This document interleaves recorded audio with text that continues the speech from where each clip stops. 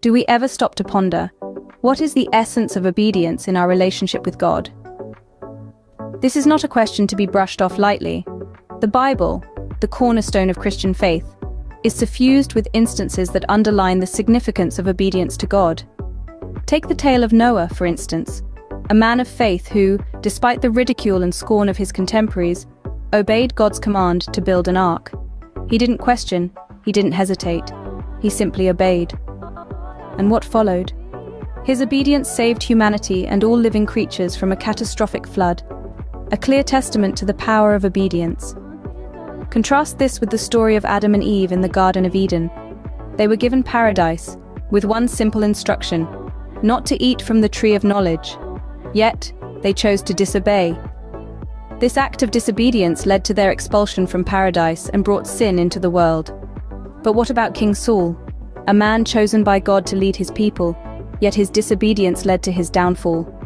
God commanded Saul to destroy the Amalekites completely, but Saul spared King Agag and the best of the livestock.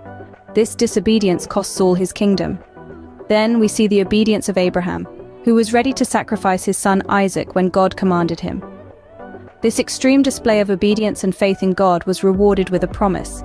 From Abraham's descendants would come a great nation. These stories from the Bible highlight the profound impact of our choices to obey or disobey God. Obedience leads to blessings and favor, while disobedience leads to consequences and loss. The Bible, in its essence, is a guide for life. It shows us the importance of obedience in our relationship with God. God desires our obedience not because He wants to control us, but because He knows what's best for us. His commands are for our own good. By obeying God, we express our love and trust in Him. We acknowledge His wisdom and sovereignty. It's an act of faith, a testament to our relationship with Him.